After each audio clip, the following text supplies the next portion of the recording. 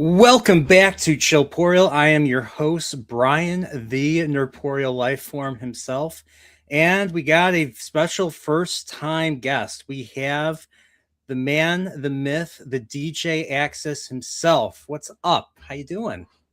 How's it going, Nordporial? Glad to be here. So, you know what's funny is this is not your first stream with me, but it is your first It's not. Chillporial. That is true. That's very true. What was our first stream? Oh yeah, it was Castlevania. Yeah, I was gonna say I remember watching you play. I think it was like your first time playing Symphony of the Night or something like that. And I was in your chat, and you were like, "Hey, if you wanna just like join a voice chat or something, and give me some coaching or something." So it's like, fine. I love talking about Castlevania, so I was all there for It actually was not my first time playing it, but it was my first. It was the one time I streamed it. So Oh, right. I fell directly in love with Symphony of the Night the moment I started playing. So my friend, I watched my friend play a little bit of it when I was hanging out with him, and I got to see. Oh wait a minute, that's how the first Castlevania ends. With fighting Dracula and all that with the whip and all that. Mhm. And then all of a sudden, you're playing as this totally different character, and he's running across the forest, and he hops above the drawbridge, and he's in the castle, and he's just slaying all these giant beasts and all that, and then he loses all of his shit. And I was like, oh, this is a Metroidvania. He's practically Samus, Alucard. Yeah. So that was even the defining moment where Konami decided, the classic Vania stuff, that's fine, but let's try something different. And it took off after that, because for the longest time they still did do kind of classic Vanias with like the 3D ones like Lament of Innocence and such, but were those the Metroidvania, or stuff, was it more like Mario 64, where you're in a hub world and then you are transported to a level? So some of them were and some of them weren't. So like Castlevania 64, like the two 64 games were more of like a Metroidvania. And then I think Lament of Innocence it's a 3D game, but it's more linear as far as I can remember. But then like there's other ones that are just like full on like 3D Metroidvanias. So what about Curse of Darkness? Curse of Darkness, I think, is more of like a 3D Metroidvania, but that one's also more like action based. If it's the one I'm thinking of. Okay. I haven't played any of I have not played any of those. I never played Castlevania 64. I've only played the only 3D Castlevania I played is Lords of Shadow. And it's basically a God of War clone. Yeah. I think that was actually directed by like Hideo Kojima too, which is very unusual. I think he produced it. I don't know if he directed it. Yeah. Yeah. Because that was around the same time that Peace Walker came out. That sounds about right. So I never played that Castlevania, by the way. I never played Lords of Shadow 1 or 2. I didn't play 2, but I did play 1. I heard 2 was atrocious. But before we get any further, I want to say hello to who we have in the chat. So we have Rapid Kirby 3K. First time seeing you. Thank you for being here.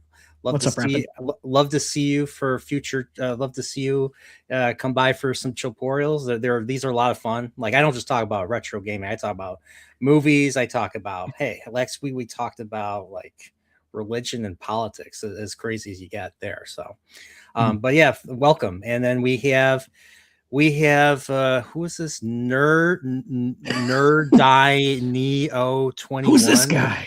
So yeah, well, I from what I heard of Nerd Die Neo, he hates everything. So I hear he hates every game except for Metroidvanias. Like Metroidvanias, actually he hates some Metroidvanias. He hates Hollow Knight. But he loves Ori and the Blind Forest. But I was actually, I told him he had his stream. I told him about that Little Nemo game. Nice. So yeah, so I want to check. Like I said on backstage, I want to check out that new Little Nemo game. So is that an indie? It is. It is an indie game. Okay. I was kind of surprised because the original Little Nemo game back in the day was by Capcom. Yep. So I'm not sure how the licensing works for that, but I would assume that like since Capcom doesn't own the rights to Little Nemo, they just own the rights to the video game. As long Yeah. as like it's not like a remake of that, I think it's fine.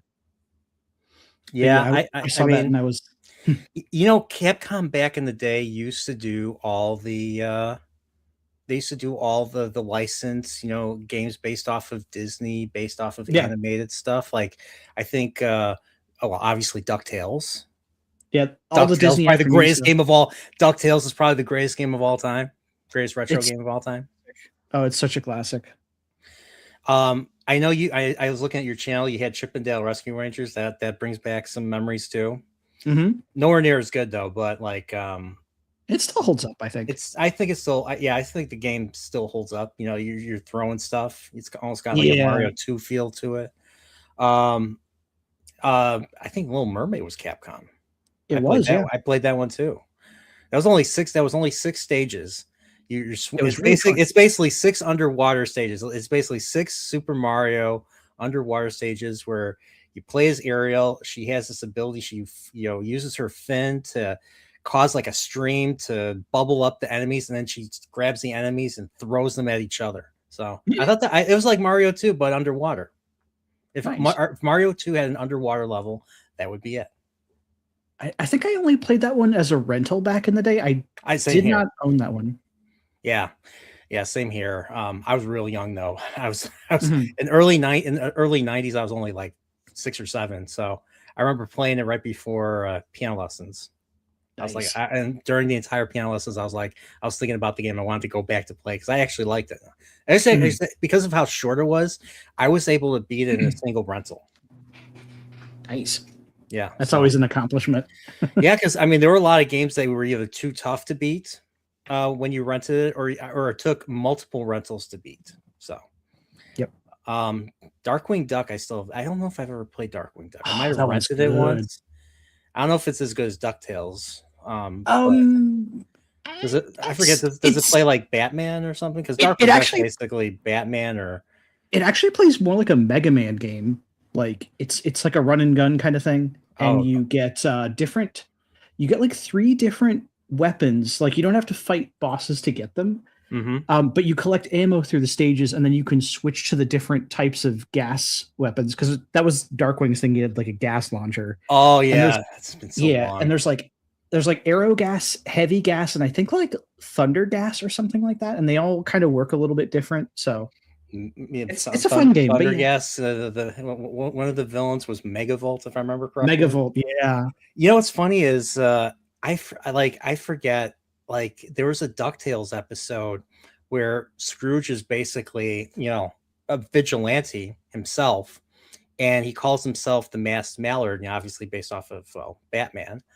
And I'm Mm. curious if Darkwing kind of stemmed from that idea, because Darkwing I think was like, I don't know how many years later after DuckTales. DuckTales came out in the mid 80s, like DuckTales was 86, 1987. 87, 87, I Yeah, think. 87. Darkwing, I don't think came out till 92, 91 or 92. I think it was 91 or 92, but yeah, it actually was a spin-off of DuckTales because I don't know Launchpad. if you're yeah, Launchpad was in it and there was references to stuff going on in Duckburg, but it was in a completely different location. So like it was kind of What about what's his name? Fenton. Wasn't Fenton Crackshell yeah, also in Gizmo Duck Darkwing? was in a few. He was. Yeah, okay.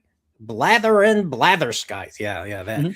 Yeah, who talks like that? Well, he does. um yeah, I have not, that's something that's kind of that haven't watched in a very long time. I have not watched Yeah, haven't same. watched that one. So um but yeah, before you go further, I have to acknowledge super sticker 199 from Salty Traveling Sea. Salty Traveling Sea, thank you so much. Oh, Thank you so much for that. I don't know what the super sticker is because I'm looking at this from StreamYard. So I hope it's a poop. I hope it's a poop. So and then we got Dirk Rhino 4, and he says moo. that's yeah, I know who that is. That's one of my regulars. Okay. All right. Well, thank you so much for being here. If you're new here, should they hit the subscribe, DJ Access? Should they hit Yeah, the they should. subscribe? Should they They should. turn on the bell for notifications? Okay, you don't have to do that because you're gonna, well, I don't stream that often. I stream like every other week or whenever I, you know, have the when I'm not lazy enough to not to ask people, hey, you want to do this? Like I asked you, like 2 weeks ago, like the same day I had my last stream, I was like, hey, you want to do something, DJ Axis? And you're like, yeah, why not? What the heck? Yeah, So sure. yeah, sure, why not? So, um, but yeah, I just the reason why I have Chillporials, I like to connect with people, friends of friends, and build bonds and make fun of make fun of mutual friends, especially like Nerdy Neo here. So I'm kidding. So I got a question. So DJ Axis. So Mhm. how did you come up with that name? Oh geez. I think it was some. Oh geez, this was ages ago. We're talking like early 2000s. So I've been a music producer for, well, retired, but I was for over 20 years, and I You think I like came the up with.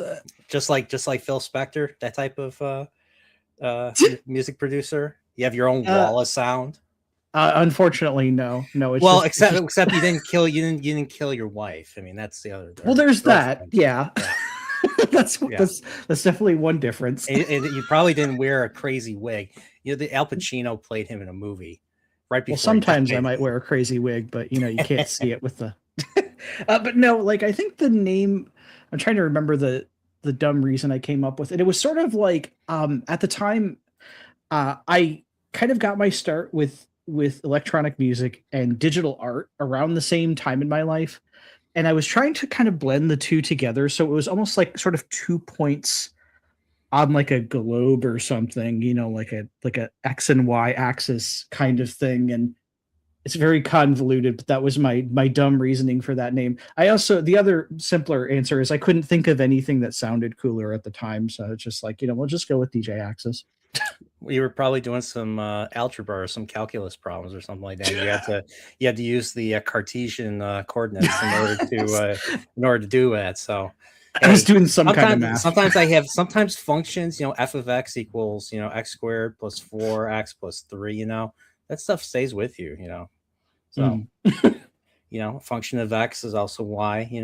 exactly. It's a dependent variable, whereas the x is the independent variable. Sorry, I have an engineering degree, so I had to take a Oh, lot of okay. this. I had to take a lot of this crap. So, do we use it? No, not at all.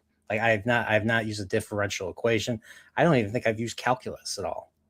Like we just have the equations, we calculate, add stuff up, subtract, use a calculator. That's it. You gotta learn the product. All the fundamentals are just kind of like forgotten, basically. So, so okay, but that's really cool. So, how long did you? So, what was it like? Was it, you said electronic stuff? Yeah.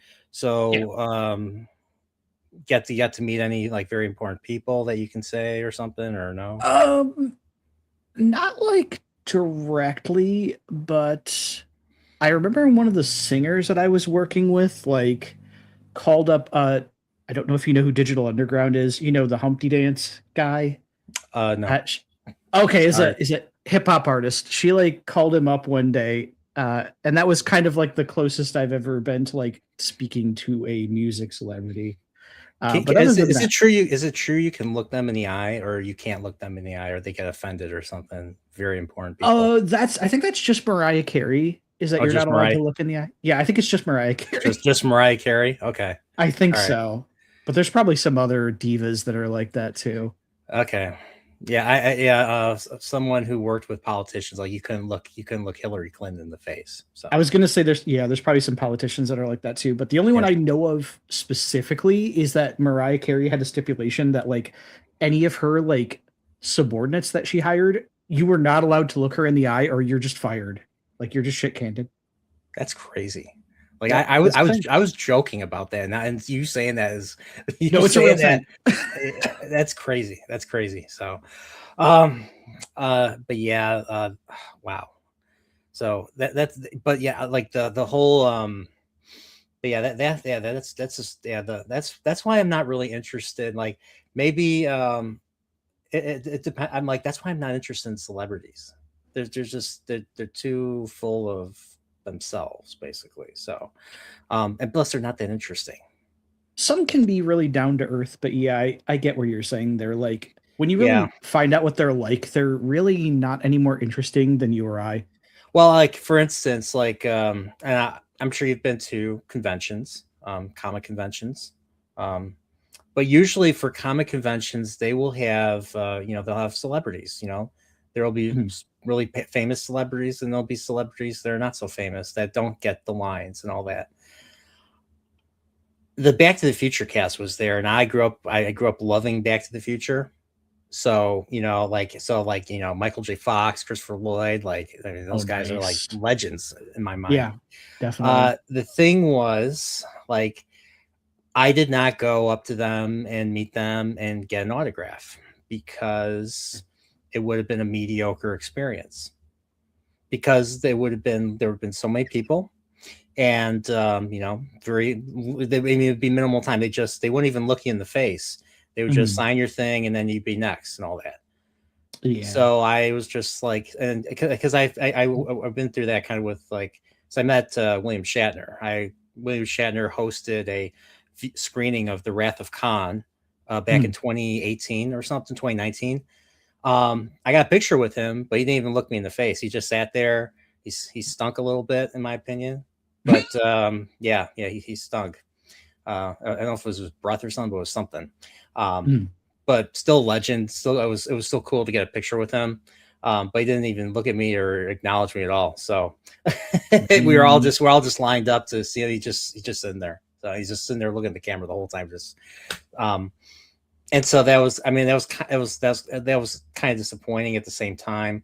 So instead of going up to big celebrities, I went up to like lesser, or not, I wouldn't say lesser, but less popular actors. Like Mhm. let's say for instance, the voice of Mario himself, Charles Martinet. Mhm. Charles Martinet was a lot of fun to talk to. He talked to us for like 2 minutes, and then Oh, we got nice. an autograph. So he told us. I was like, because I told him I'm like, everybody knows you from Super Mario. But he said, but I told him I recognize you in a single shot from the Dirty Harry film, The Deadpool. You Oh, played a yeah. That's reporter, right. and he's like, yeah, I guess I was in that movie, because he forgot about that too, because he was probably in millions of different things back in the late '80s. So, and then Mhm. he was telling me this. He was telling us a story. I was with a buddy, and he was telling us a story about I think he was in the movie 9 Months with, what was it, Hugh Grant? It was Hugh Grant or something? And I Mhm. forget what the story was, but he was telling it to us, and I like it when I like when celebrities like share something and have somewhat of a conversation. So it was Mhm. the same for the actor that plays Garrick in Star Trek: Deep Space Nine. He was also the villain in the first Dirty Harry film, Andrew Robinson. Oh, I Same didn't know idea. he was. Oh, I Yeah, didn't know he was in Dirty Harry. Nice. yeah, he was the villain Dirty Harry. He played the evil. Well, he played the dad that becomes evil in Hellraiser, the first Hellraiser. And Mm-hmm. then and of course he plays a cop in Cobra, because Cobra was basically Stallone's love letter to Dirty Harry. And Mm-hmm. then of course, he plays the Cardassian Taylor Garrick in Deep Space Nine. He plays, and in my opinion, that's the best character in Star Trek Deep Space Agreed. Nine. I love Deep Space Nine, by the way. It is. It's Oh, my really? Oh, favorite Star Trek. Yeah, it's my favorite Star Trek show. look, see, it only took 20 minutes, and this stream has already devolved into Star Trek, because everybody knows how big of a Star Trek fan I am. So, Nice. Star Trek is the first thing in my bio before even retro Nintendo nerd. So, Mhm. but yeah, so yeah, that's awesome. We'll have to talk. We'll have to talk Deep Space Nine in the future. I want to rewatch that series, I because need to. It's been years. did you hear about New Trek is pretty much done? So all the Alex Kurtzman crap is going Doesn't away finally. that does not surprise me, given what they've done with the franchise. Does Hmm. not surprise me one bit. I watched a friend of mine managed to bully me into watching Starfleet Academy episode one. I hated every minute of that episode. I hated every minute of that series. I'm like, I want my time back, dude. Did I get it back? No, but it was Of course actually not. fun. It was actually fun hanging out with him and talking. We talked about it. Mhm. And we were talking about some of the greater Trek lore because he's trying to write a Starfleet, a proper Starfleet Academy Oh, nice. story or something, and he was asking me for like uh, tips on like what would be appropriate, and I was like, I'm like I practically I'm forgetting shit, so I don't remember everything, but yeah, they are destroying the sets of Starfleet Academy. Like they already filmed season two, even though season one just dropped, and Mhm. they're already destroying the sets. So it's so awesome to see. Nice. It's so emotional. It's been almost a decade of just disaster. Like Yeah. they brought Star Trek back just to just to kill it Basically, yeah. and to mutilate it, to flay it basically. Yeah, I think I saw the trailer for like the newest show and I'm just like, what what the hell am I watching? This isn't even Star Trek. This almost seems more like Star Wars with like the way the dialogue and pacing was going. Like Star Trek has a certain kind of like feel to it. Like it just has a certain feel. It Like Star Wars should have a certain feel to it as well. Yeah, And it Star just Trek is more formal. There's way more diplomacy. It's higher brow than Star Wars. There's less action. yeah, The only, it's more drama and like yes, like political machinations and things like that and like character development and things like that. It's more yeah, internal conflict. and sometimes I mean, people the thing online is Star Trek has always been woke, but the term woke has shifted and the term has shifted in meaning over the decades. Back in the 50s and 60s, when our grandparents were still around, that meant to be aware of all the issues going on with all the social issues that have been going on. Well, now it's just basically means mean spirited. It just basically means mean spirited stuff Mhm. against people of a particular Persuasion. privilege, which is what I'm checking right now. See.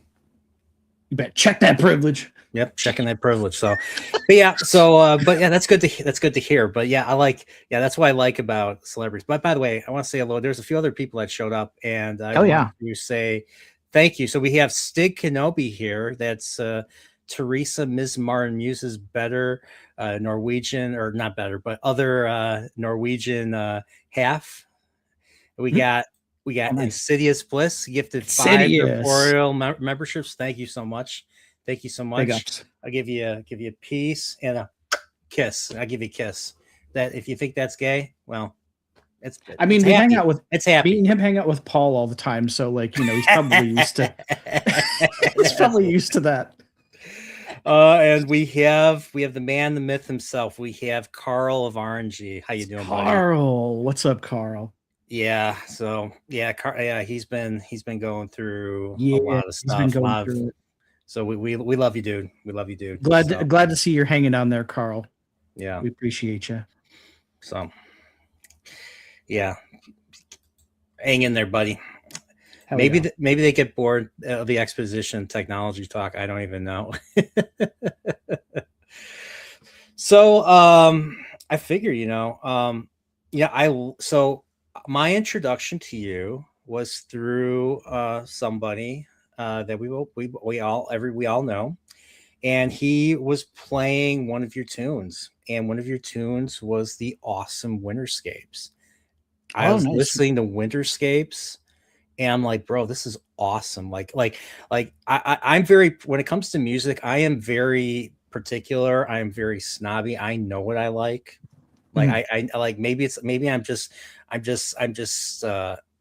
have terrible taste, and I like three chords, and I like the three chord, I like pop, and I like three chords. I like stuff that has a hook, stuff that Yeah. builds up. I'm listening to your stuff, and like it's so good. It's just so good to listen to. It's so pleasing to the ear. It's so pleasing. It's Thank you. Yeah, like compared to like a lot of the soundtracks I hear now, it's either a lot of the soundtracks now are very either not very memorable or they can be grating. Those are like my Yeah, two things that I just don't like. And of course, the person we're connected to is Angry Canadian.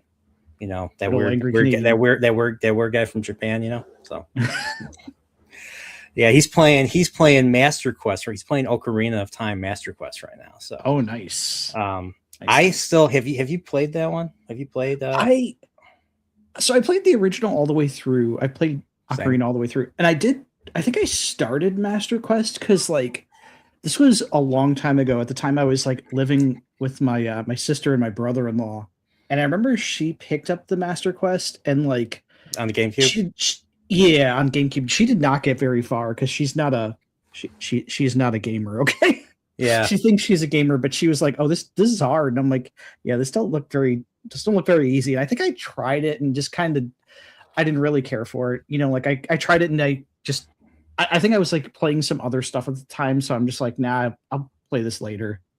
Just never came back to it. Yeah, that was kind of the same with me. So I had the GameCube when I saw that, Ocarina of Time, Master Quest, and then they had a demo for Wind Waker. Oh yeah, I remember I that. I did not. What's funny was because I bought mine used Mhm. at GameStop.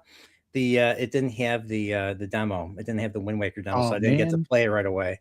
Um, but I tried to, it was tough. Like the Dodongo excuse me, the Dodongo cavern part was tough to Mhm. get through. Like I didn't know how to beat especially when you get into the room that has like you have to throw the bomb. So you get to a platform, there's the bomb flowers, and you have to Mhm. in the main game you have to throw the bombs at the door in order to open it. Mhm. That room. Well, in that room, there's an additional level. I was like, what do I do? I don't even know what to do. Like, do I shoot something? What do I do? So I kind of got stuck there, and I don't think I got stuck there. I think, and then I don't think I played it, and then I tried it again. I managed to beat it, but I got stuck on the fire temple. So, and I forget what it was, but the fire temple, there was like you are continually being ambushed everywhere you go, like especially in those small little corridors. Mhm. Every time you go somewhere, there's a Lizalfal that just hops down and starts attacking you. It's Oof. crazy. It's just freaking crazy. So one of these days, I got to get back to it. I have the 3DS, um, 3D Ocarina of Time. That Oh, has okay. its own Master Quest, but the difference is they mirrored everything, so everything is Hmm. flipped. So what was on the right is now on the left. What was on the left is now on the right, basically. Interesting. So, so that's what they did with that one. I tried to play that version, and I think I got stuck on the fire. I got stuck in the Dodongo Cavern again. So one of these days, I'm going to beat the Master Quest. One of these days. So for someone who says Ocarina of Time is their favorite game, and the fact I didn't play Master Quest, or the fact I didn't complete Master Quest, you gotta give me crap for it. So You're gonna lose your Zelda fan card yeah, until you even finish even that. even even though I have a 5-hour video retrospective on that game, I basically point out exactly how I played the game. Everyone's Oh, like, okay. "This is a walkthrough." I'm like, "It's not exactly. If it's a walkthrough, it's a terrible walkthrough. It's how, but I guess I would say it's my walkthrough. It's how I played it. Like all the order, how I chose to play it, basically. So, and I kind of narrated at the same time too, gave it a Mhm. little story from my own, or at least how I thought of it when I was playing it. So, um, but yeah, but yeah, the thumbnail, Little Nemo was. I was looking at your X account, and the Little Nemo thing popped up on your X account, Yeah, and I think I'd reposted that. I was just like, holy crap, they're making another Nemo. I'm like, I never thought that would be possible. And the people the one that runs that account literally said it has nothing to do with the original game or the movie, the Mhm. animated film, The Adventures of Slumberland, which was what the original Capcom game Yep. was based off of. This Mhm. one is actually based off of the original because the original Nemo story was from a comic strip from 1905. Yep. A very slightly problematic comic strip from 1905. The character's name, one of the characters' name is Flip, and he's black, especially from back then. You know how they used to look Oh, that's why he animated. looks different in the They like made the him NES. green. They made him green. Yeah. They made him green. Oh, that explains so much. Hmm. So, so instead of giving him an Uncle Tom sounding voice in the animated film, they actually had a white dude, a little Mickey Rooney. They had Mickey Rooney play him Mhm. in that one. I think Nemo was played by the same voice actor that played Littlefoot in The Land Before Time, I think you're yeah. Gabriel Damon. And if you didn't know, Gabriel Damon was also in Star Trek: The Next Generation. He was in one episode. Oh, nice. Yeah, I did not Yeah, know that. yeah. There was an episode where he's one of the kids on the Enterprise D, and Mhm. he loses his mother, and he only had his mother. His father was also Starfleet. His father died. His mother Mhm. died. Under on an away mission under Worf.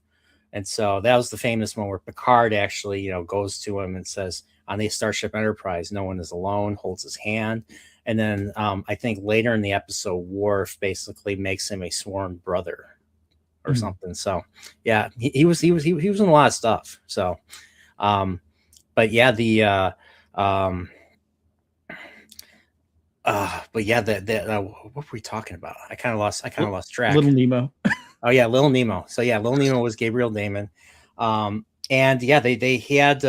I like the game better than the movie. The game, the entire Capcom soundtrack was original that Mhm. they came up with. It was not there was nothing from the movie.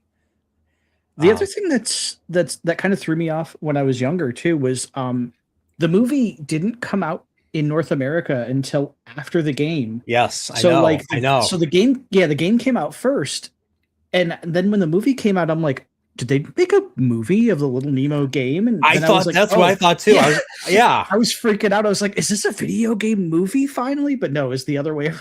I yeah. didn't know until later. Yeah, so apparently it was a Japan US co-production, Mhm. and it came out in Japan first. I don't Yep. remember why it came out later in the US, but it came out in Japan in like 89. And I think the NES game came out in 90. Yeah, I But believe it's 1990. and I don't think the movie came out in the US until like 92. So Yep. It's I 92. remember I was a little kid. I'm like 7 or 8 years old, and I'm seeing the movie, and this is after I already read the game and beat it. I Mhm. see the movie I see the movie trailer on TV. I'm like, holy crap! I'm like, mom, look at that! And they're like, what? That's Dream Master. Like, what? That's Dream Master. They're like, I don't know what you're talking about. My parents like would rent me stuff. At least my mom would rent me stuff, and she wouldn't know what the hell I was playing. Mhm. So that's just kind of how it is. So Yeah. what's funny is I've heard similar stories like that where people are like, mom, this happened. And the mom's like, I don't know what you're talking about. Go away, I kid. think Go away, kid. I think I had the exact same discussion with my dad when I was going off about the Little Nemo movie. So it's Yeah. very relatable. Okay. Well, yeah. I don't know if you ever watch Red Letter Media, but Mike from Red Letter I used Media, to. right? Mike from Red Letter Media made going back to Star Trek.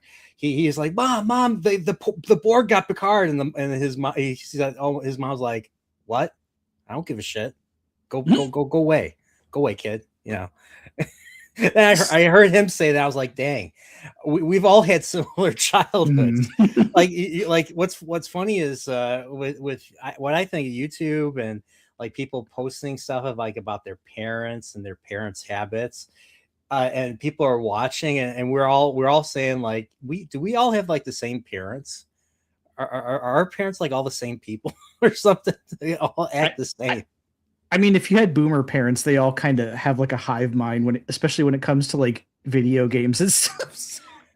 Yeah, video games or just habits in Cartoons, general. Yeah, just exactly. anything we were into as kids, boomers instinctively hated. Like, I don't know what it was, but they just absolutely despised it, You know what's or they funny? didn't care. You know what's funny is, I mean, you and I mean, well, you're older than me, Yeah, but I mean, we like older millennials, Gen Xers. We grew up. A lot of the stuff that our parents watched, boomers watched, was we also watched. It was also on TV. All the Hanna yeah, Barbera stuff, old mhm. classic Disney, Looney Tunes, classic Warner Brothers. You know, Yeah, exactly.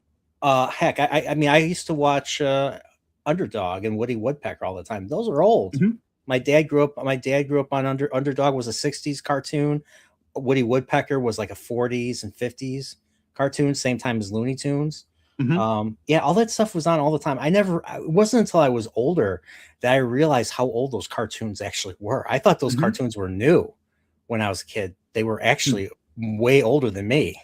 mhm. I that just blew my mind. So, um,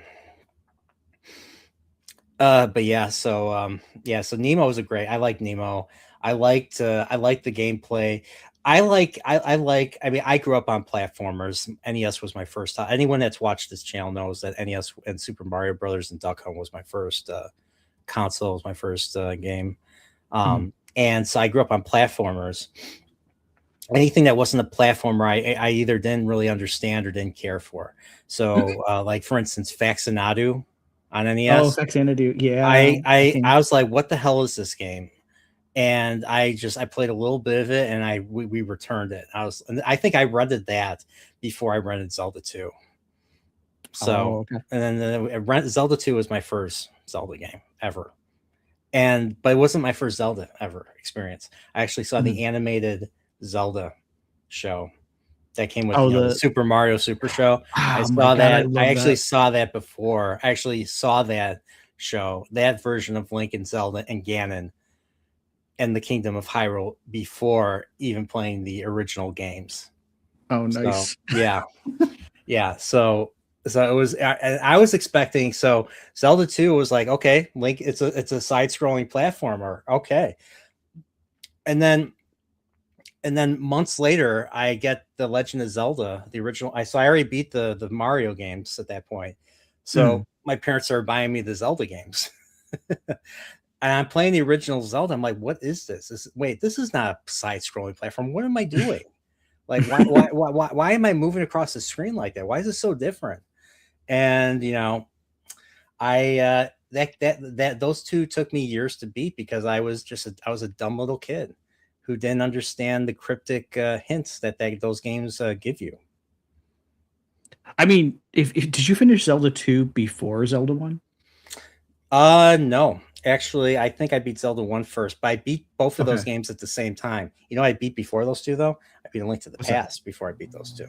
Nice. Yeah, I was gonna say it kind of makes sense that you did not finish Zelda 2 first because that game is hard. That game is really hard. Well, for the longest time, and I think I've mentioned this before, but like in Zelda 2, I thought the sixth palace was the final palace. Mhm, I did not know there was a sixth palace. So like in order to get to the sixth palace, there's three blocks. There's three blocks, and then you go into the middle, or in the middle, you play the mhm, flute, and then the palace appears as like the fourth point of those three rocks. So it makes like a cross basically. mhm, And that's the sixth palace. And there is hints to it in the I think in one of the towns. You talk to someone, they hint at, you play the flute in a particular location, the palace will appear. Well, I mhm, didn't know that for years. And then when I finally, beat that palace, I was able to beat the final great palace all the way in the mountain, all the way in Death Mountain. mhm, Before that, I would make my way up to Death Mountain, despite the fact that the eyes of Gan, they go like crazy all over the screen. They were mhm. invisible, and yet I still managed to get past all of them and make it to the Great Palace. Because if you don't find that sixth palace, you do not find the item that makes the eyes of Ganon appear. Hmm. I forget what they call the eyes of Ganon. You know what I'm talking about, right? It's In been Zelda so 2. long since I played Zelda 2, but I Yeah, so think there I know what you're talking about. yeah, so there's these eyes that are just like they fly across the screen, and they're very hard to predict the trajectory, and they hit you and then when they hit you, you don't only lose health, you lose experience as well. And the thing is, if you're trying to jump over like a lava pit and they hit you, they will knock you into that lava pit and you're dead. Mhm. You lose a life basically. So I managed, and not only were they there, but they were invisible in Death Mountain, and like in the several stages of Death Mountain in order to get to the final palace. And I managed to get to the final palace, but then when you get to the final palace and you don't beat all the temples, you don't put all the stones and the statues at the end of each temple. There's a Mhm. barrier. There's like a big giant electrical barrier that prevents you from entering um, the palace. And I tried so many different ways to see if I could enter the palace because I was like, okay, wait, there must be a way to get into there. So I would turn into a fairy and try to fly in. That didn't work. Mhm. I tried to use the shield. That didn't work. So I just gave up for years. And then my brain developed a little bit more. I was in junior high. I think I was 12 or 13. I figured it out and I beat it. I think I accidentally, I looked at the pattern and then I played the flute and I figured it out. I figured it out by accident. Nice. Same with the original Zelda. I didn't know where to find level 9. I didn't know where to find Ganon. Like I was just, you know what I used to do with the original Zelda? Hmm. Once yeah, like I said, once my brain got more developed, I was I was I was burning every tree I could find, and I was bombing every wall I could find. Mhm. So you know how many bombs that takes? A billion. Quite a few. Yeah. So like I always start with the middle, and then I try to then I split the screen into like thirds. Maybe it's in one of the thirds. Like if you split the screen the thirds, that's where I Yeah. place the bombs. And sometimes it works, and sometimes it doesn't. So, um, but I was bombing everything, and like I said, I found level 9 because I beat all 8 levels. I was like, maybe that's the end of the game. Maybe that's all I got to do. Mhm. Maybe I'm not supposed to rescue Princess Zelda. Well, I found level 9 and I beat it. And then there was a Nice. second quest. And then there was a second quest. And that was even harder. So Yeah, that's actually a more common thing in like NES games than we realize because even Castlevania 1 and 3 have a second loop to them that are harder. So it wasn't just Zelda. And of course the most infamous being Ghosts and Goblins, where if you wanted to get oh the yeah. real ending, you had to beat it twice, and heaven help you if you want to achieve that because that game is notoriously hard too. Oh yes it is. Yes it is. Like I don't even want to think about that game. Like that I don't want to even think about that Capcom game. The I didn't know that about Castlevania though. So Yeah, Castlevania 1 and 3. so you beat Castlevania 1 and then you played again? Yep, And you just start over. is it different? How different is it? Is it just Um, harder? it's like I think some enemies move faster. So like the bats and I think the Medusa heads fly across the screen faster. Um, so Castlevania 1 and 3 have this is only in the American versions, but they have sort of like a ramping difficulty. So when enemies hit you in the early stages, they do 2 damage to you. And then when you get further in the game, they do 3. And then finally, when you get to the late game, they do 4 bars of health. So you take 4 hits by the end of the game and you're dead. On the second quest, they start out doing the max damage to you, like right from stage 1. And Oh shit. I think they might have different enemies in South Park, but I think it's the same enemies. They're just more like the enemies that move slower move faster, or they Okay. just hit harder. But it's I not too much harder. I'll never forget level 5. Level 5 was the bottleneck for me. I could not get through that level. I could not get through level 5. It It's was the so hallway of tough. death, isn't it? It's the hallway of death. It's the one that ends with you fighting death. Yeah, yeah. Yep. You're That fighting death. hallway with the axe knights and the Medusa heads, that is the Yeah, that usually the stopping point for a lot of people's journey into the first Castlevania. and you only get 4 hits. You only Yep. get 4 hits in the level. You get 1 hit, you're already quarter damage, quarter total damage, and Yep. so it's crazy. Like how a billion times I had to play that in order to finally get to Dracula, and Dracula was easy in comparison. Yeah, like I mean, he can still be a pain if you don't know how to dodge him. But that part, like I remember as a kid, that was the part that I could never pass either. And like to me now, honestly, I think the stuff they have you do in the final stage is harder than that hallway because like there is a way to stun lock the Axe Knights if you have holy water, and like the Medusa heads are like if you know how to dodge them, you just know how to dodge them. But you can kind of force the Axe Knights to walk backwards into your holy water, and then they're kind of stun locked, and you can get rid of them. And if you have triple holy water, death you can kill him before he even gets a chance to attack. You Really? kind of position, yeah, you position yourself like close to the right side of the screen because he always drops down from the ceiling on the far right side. And Hmm. if you just bombard the platform he kind of stops at with holy water, as soon as Hmm. he appears, he's just taking damage and he can't even move. Holy water seems to be the best weapon in that game. Like that's how I It is. beat Dracula. You throw holy water, stun him, hit him twice with the whip, and then rinse and repeat while Yep. dodging his fireballs or whatever he's throwing at you. So Mhm. I still have not beat. I have not beaten 2 or 3. I've not beaten Simon's Quest or Castle. I forget what Castlevania 3 is called. Dracula's Curse. Dracula's Curse. So I did play Super Castlevania though. That's a good one. Really, really good game. Some people say it's the best in the series, and I have a hard time disputing that. We have a mutual friend who hates that game like with all of his heart. Oh no, who is it? You'll find out pretty soon. So Okay. um, Okay. you'll find out pretty soon. There's a surprise. There's a surprise coming. So Oh snap. um so I had no issue with the game. I thought the game was fun. The game was fine. Mhm. But like I still have not been Rondo of Blood because Rondo of Blood's tough. That Rondo of game's Blood's hard. hard. Yeah. Like it's like Castlevania 3 and Castlevania 1 hard. So Mhm. have you played any of the Bloodstained games? I have actually. I've played Ritual of the Night, like the 2.5D one that was like Yeah, that's Kickstarted. the Metroidvania one. Yep, Yes, and Igarashi. Yep. yep, Igarashi, and I've also played was it Curse of the Moon?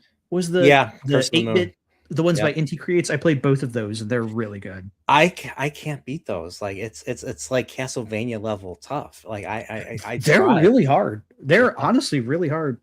So I kind of I mean there's I still have them on my Switch One, but I haven't beaten them yet. So I did beat Ritual of the Night though because Ritual of the Night is Metroidvania.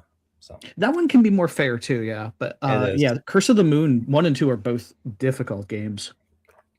Yeah, yeah. I do want to beat those at some point, but right now I don't know. I'm getting older, and I have like no patience for really hard games now. So and I That's don't have the I don't understandable. I don't have the time either. So right now I'm currently playing Resident Evil Code Veronica. Like I've been getting really bored with video games lately, but Resident Evil has kind of brought me back. I so I love I Resident I Evil. I did play. I mean, I got Switch 2 this year, and of course, the first thing I played on the Switch. You know why I bought the Switch 2? I bought it Hmm. for Metroid Prime, the new Metroid Prime 4. Uh, oh, nice. I don't know if you played that one, but No, I haven't played Prime 4. it's more like Zelda. It's more designed like a Zelda game than a Metroid game. If you know what I mean. Like Yeah, like the I've heard a lot of reviews there's a for it. there's a desert that basically is Hyrule Field, and you have a motorcycle which is basically Epona, and you have different sections that you have to go to, and that's basically the different areas in Ocarina of Time or Majora's Mask, basically, Mhm.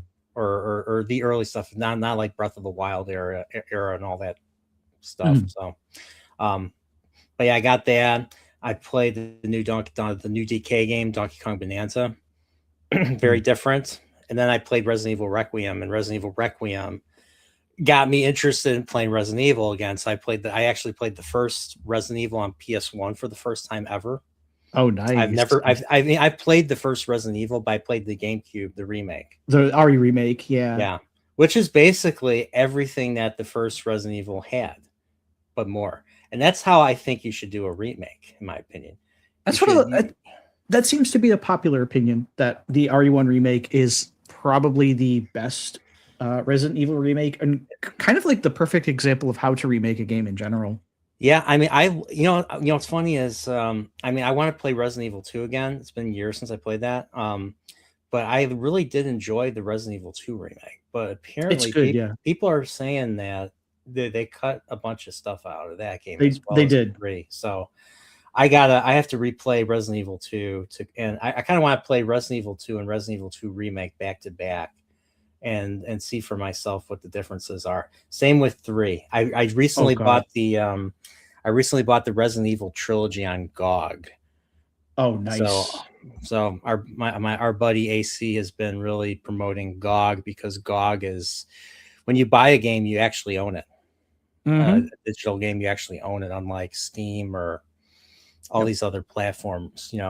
Basically, when they go out of business or something, you can lose the game even though you paid Yep. for it. You don't actually own it. So, uh, yeah. So I bought it's like I bought that trilogy for $12. It's only Yeah, 12 it's bucks today. really cheap. Crazy. Really DRM free too. It's always nice. So I kind of want to play that. And I do want to play the Nemo game. I gotta get the Nemo game, but that's on Steam. Yep. Um, so I was just curious, like, what was so games wise? I mean, what was your first system? I'm gonna take it was Atari, or was it older? It's actually older than Atari. My are we counting? Okay, I like how you held your breath. You sound like an old man now. that's because I don't think anyone aside from maybe Insidious Bliss is going to know what I'm talking about here. Do computer systems count as game consoles? Sure.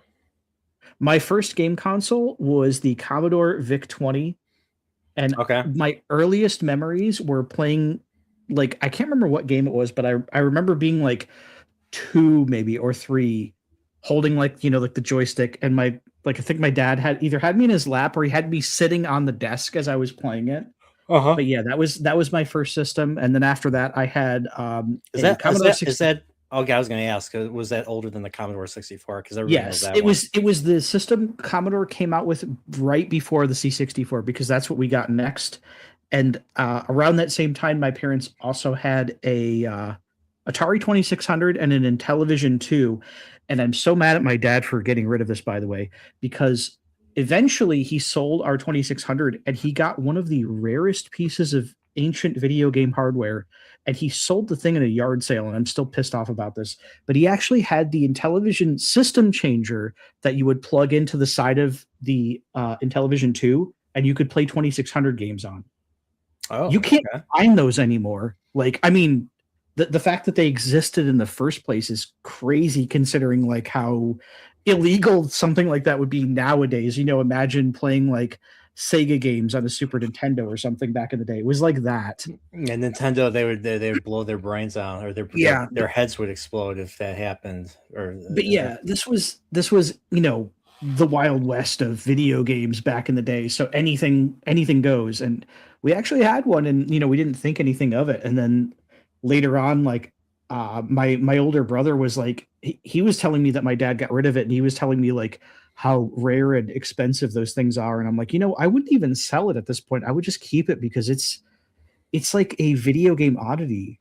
Like you literally can't find them anymore nowadays. So but anyways, I digress. So after that, that's when we got consoles, and the NES, Super Nintendo. I eventually got a Sega Genesis when I was like, I think 14 or something like that. And I was admittedly a Nintendo kid growing up.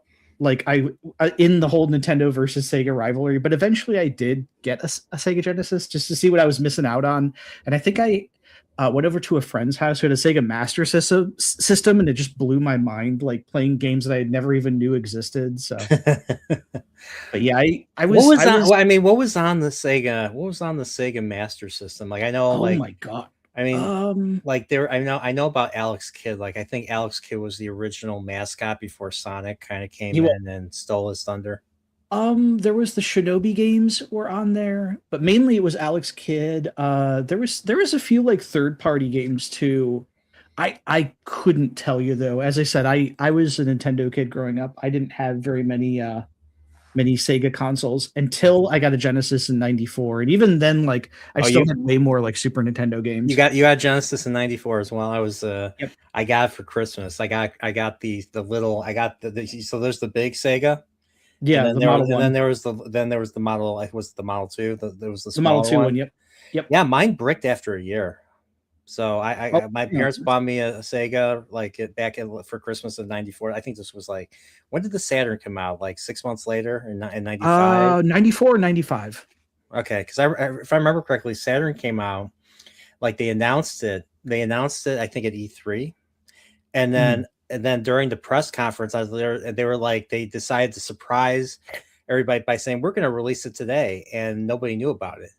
And there was like one game, and nobody bought it, if I remember Good old correctly. Sega. Yeah, and that's kind of what started the decline of the hardware for Yeah, Sega. And they didn't have a Sonic. They didn't have a Sonic title. I mean, they not right tried. away. No. I mean, the only thing they had for the Saturn, Sonic wise, was there were, I think, Sonic R was on the Saturn, Yeah, like Sonic R. Supersonic Racing. Gotta get your feet right off. Yeah, like I love that soundtrack. With It's an amazing soundtrack. Yeah. yeah, like yeah. So but yeah, Sonic R, Sonic Jam, which is basically, I think, was the earliest compilation of Sonic Yep. 1, Sonic 2, Sonic 3, and Sonic and Knuckles. Hmm. Um, and then I think they tried to make a Sonic Extreme game, and that got canceled. So that concept, I think, was carried over decades later in Sonic Lost World for the Wii. I don't know if you've heard of that one. Yeah, I actually own that game Oh, you own it? on Steam. Yep. That was a strange ass game. It was basically like it was basically like trying to play around with Mario Galaxy type of Yeah, I was. I platforming think. mechanics.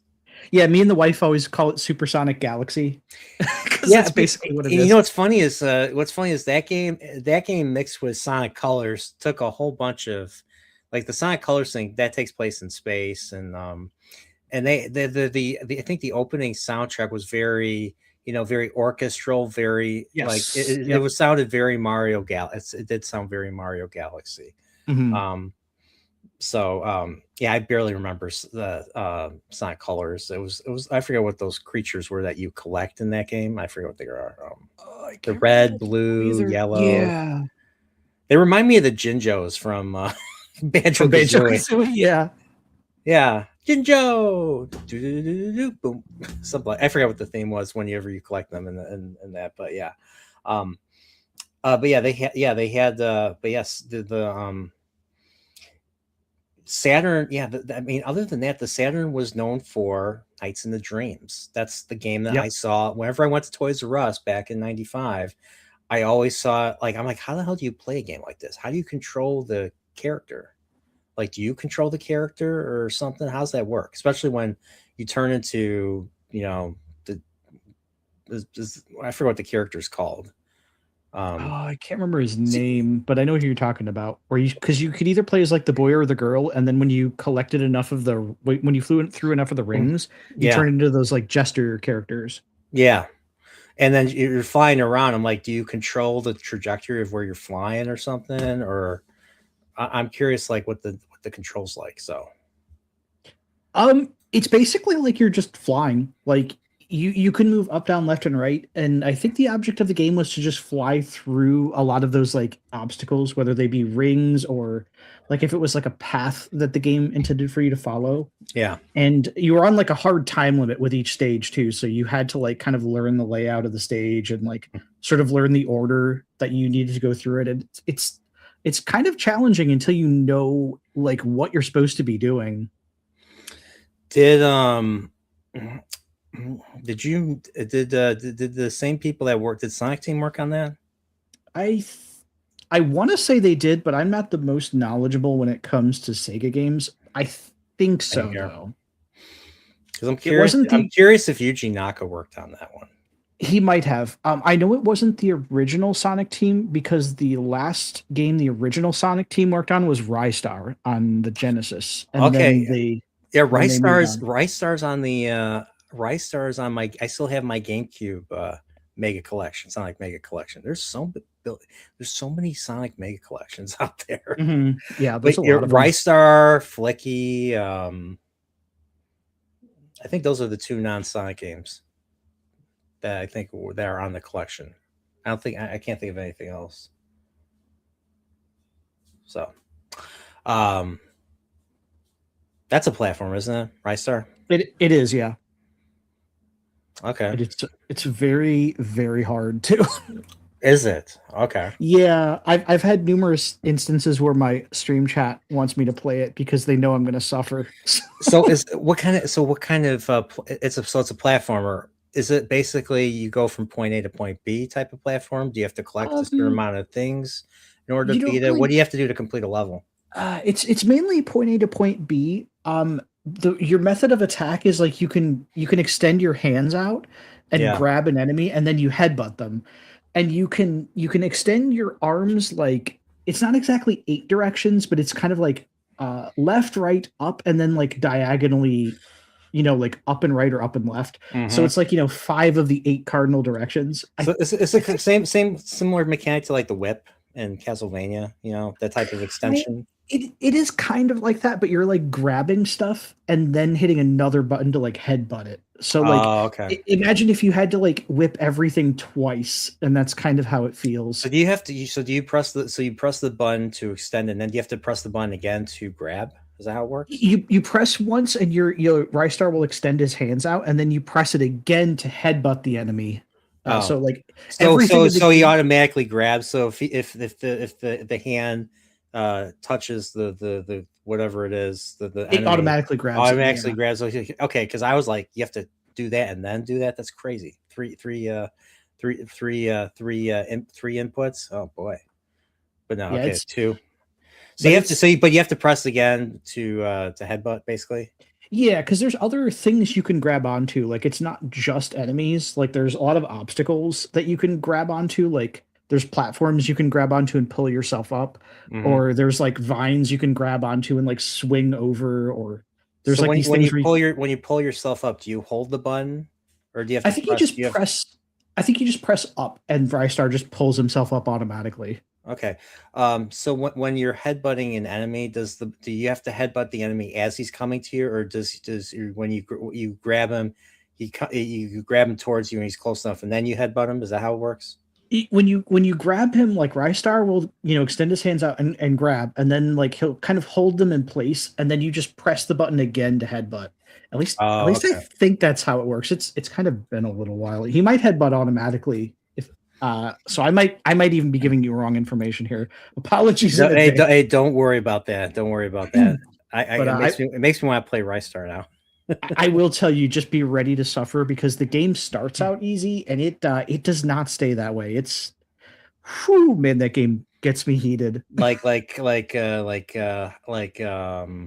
Battletoads level hard. Ooh, it's not quite the same level of difficulty of Battletoads, but there are some cheap things Rystar does. So, like, okay, one of the things that I absolutely despise about it is like the way the camera works in the game. Oh If no. if they made a widescreen version of the game, it would be no problem. But the way the camera scrolls, you have to be like damn near three quarters across the screen before it starts to follow your character. Hmm. So you really can't see what's ahead of you. You don't run very fast. It's not like a Sonic game, but like Yeah. you have barely any time to react to things if you're moving or worst of all if you're like jumping or something to see Hmm. what's ahead of you before you take damage. That's crazy. I hate that. That's why I Yeah. don't. That's why I haven't played Metroid 2 for Game Boy because it's just Oh like yeah. that. There's other games like that. There's Mega Man and Bass is like that. Oh God, Mega only on the GBA, but if you play the original like Famicom, like the Super Super Famicom version, Famicom. Yeah. that one does not have that problem. But yeah, the GBA title is because of the screen crunch, it's really bad. You know what else is like that? Super Mario Advance which is Yeah. basically Mario 2 on the it's basically Mario Mhm. 2 on the Game Boy Advance. Same thing. I hate it when games do that. I hate it when games are like that. So yeah, I know exactly what you mean. Okay. Yeah. So Flicky sounds like a nightmare, or not Flicky. I get Flicky and Rice Star mixed up. Rice Star sounds like a freaking nightmare. I would say give it a try. Like, because some people think it's like not that hard at all, but like I was every time I play it, it just drives me crazy. I'm like, I can see more of behind my character than ahead of them. Like, if it were Yeah. the other way around, it would honestly be a much more fair game. But since you just can't see what's coming ahead, you're just always at a disadvantage. Hmm. Yeah, I know exactly what you mean. Now, I got another question for you, and this is something we do have to talk about. Mhm. How's Rise Star's soundtrack? Rise Star's soundtrack is honestly amazing because again, it's by the original Sonic team. So if you liked Sonic 2 or Sonic 3 and Knuckles soundtrack, Hmm. it sounds like that. It's really, really good. I mean, I don't think Masato Nakamura did anything beyond Sonic 2, right? I think No, He only did Sonic 1 and Sonic 2, and then he went back to being a rock star. Yeah, for Dreams Basis Come True. for dreams Yep, come true. Yeah, I'm sure you know this, but the end of the end theme, the epilogue theme of Sonic 2 is a dreams come true song. it is. Yep. Da da da da da da da da da da da da. I was listening to that version. I was like, holy crap! I didn't know this. My buddy was a big Sonic fan for years. Told me about them. So, but yeah, I love Nakamura. Nakamura was a bass player, or Nakamura Mhm. is, excuse me, he is a bass player, and you can hear the bass in his tracks. Mhm. And I don't know about you. I don't know how much of a bass person you are, but when it comes to one of the sickest bass lines I've ever heard in a video game soundtrack, it's Emerald Hill Zone from Sonic 2. Oh, that was a good one. I think Yeah, I am of the camp that thinks that Emerald Hill Zone's theme is better than Green Hill Zone's theme. I actually agree with that. I think Green Hill is fine. I mean, it's nostalgic. It's kind of like Yeah, it's like Mario, like the original Super Mario Brothers, like theme. Yeah. the Mario theme, but for Hmm. Sonic. Hmm. But I do think Emerald Hill just kind of hits a little bit better. And Emerald Hill gets very little love compared to Green Hill. Like Green Hill has been remixed to death. They've redone the level, but they've never redone Emerald Hill. Yeah, that's a So shame too. because I mean you hear that bass line. Yeah,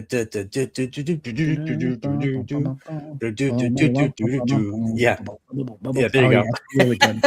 That's a It's very really good. That's awesome. It's like every time I hear it, every time I listen to it, I just like I just pay attention to the bass part.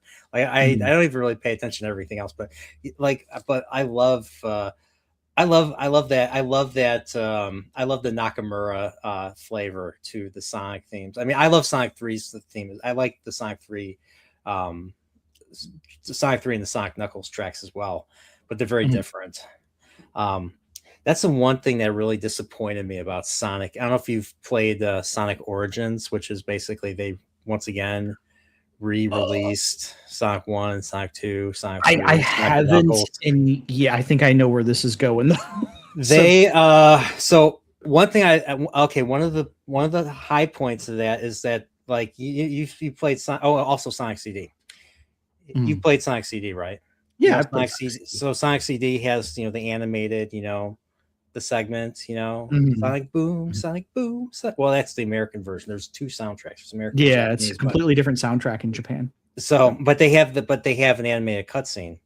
Well, Mhm. they added animated cutscenes of that style to all the other games. So Sonic 1, Sonic 2, Sonic 3, and Sonic and Knuckles. I thought well, Sonic 3 is basically, it's actually not Sonic and Knuckles, it's just Sonic 3. It's not, they it's the entire game is Sonic 3, but Yeah, exactly. I liked they added an anime. So I remember getting Sonic 3 and I remember reading the instruction manual. I always like to read the story section. There's like a single page of story for there's a single page of story in the instruction manual for games back then.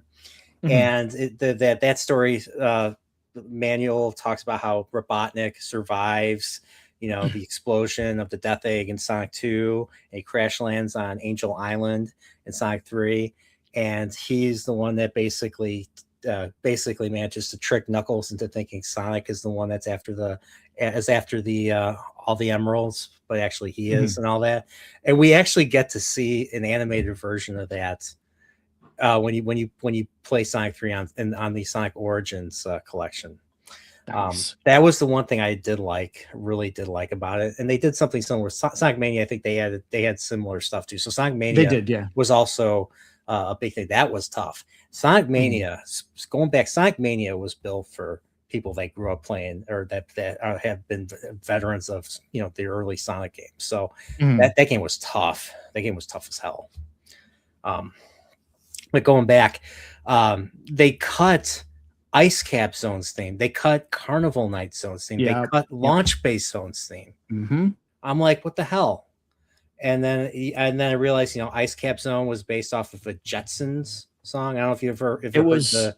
You ever hear the original Jetsons song "Hard Times"? That was Ice Cap Zone. Yeah. So that, and then I think Carnival Night and Launch Base were based off of stuff that Michael Jackson did. Yep, Michael Jackson did those.